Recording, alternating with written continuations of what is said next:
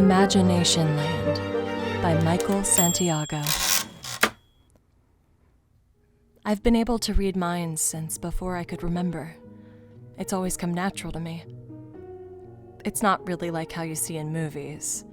It's not like listening to the radio. It's not just hearing thoughts. It's much more immersive than that. I can see everything in my mind, like I'm seeing it right in front of my eyes. I can feel raw emotion and even sometimes smell things.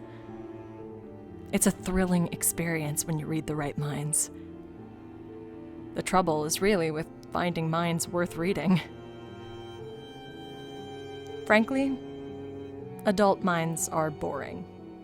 I mostly get images laden with work and dreams which have long been given up, coupled with feelings of stress and overall dissatisfaction. It's about as fun as doing taxes. Kids' minds, on the other hand, are amazing. They're not bogged down with reality or the stresses of money or bills. The mind of a child is filled with rich, imaginative landscapes, adventures, and monumental aspirations. That's a big reason why I became a kindergarten teacher.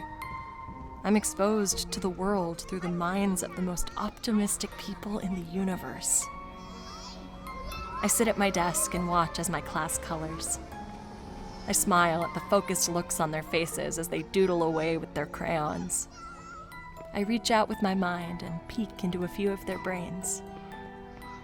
Carlos wants to be an astronaut when he grows up, but because he's only 5, he doesn't seem to realize it's more science and less aliens. I take off with him in a rocket ship, hurtling past vast nebulas and swirling galaxies. I visit far-off planets full of green, blob-like aliens and two-headed Martians. I smile and move on to Marcy. I can smell the candy canes and jelly beans as I'm pulled into a veritable candy kingdom, complete with gumdrop castles and caramel waterfalls. She plays Ring Around the Rosie with lollipop boys and girls, giggling her musical little laugh. I'm about to move on to Thomas when I feel a tug at my dress. I look down to see Sarah. She's the newest addition to my class, and she's one of the most adorable little girls I've ever seen. Beautiful brown curls, big puppy dog eyes, and a smile that's never seen unhappiness.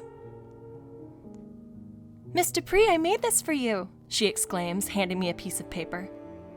I take it from her and see myself in stick figure form, holding her hand. "I love Miss Dupree" is scrawled across the top in multiple colors. I smile wide. "Thank you so much, Sarah," I say, and I lean in as she gives me a great big hug. "I love it." Sarah's only been with the class for a couple days, and I've yet to get a look at her hopes and dreams. I reach out, and the second I touch her mind, I nearly throw up. I can barely breathe as I'm hit with wave after wave of stench, hot and fetid like a rotting carcass bloated with gas and baking in the sun.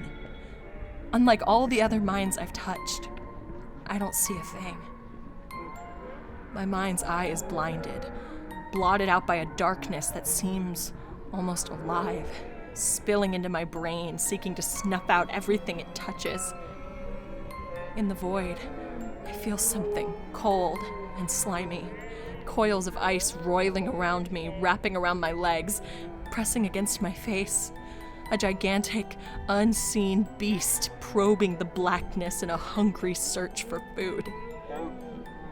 And then a keening wail rises up until I can feel my eardrums almost burst. It's the screaming of thousands of souls, crying out for help, crying out for death. Then I'm back in the classroom, my hands still wrapped around Sarah.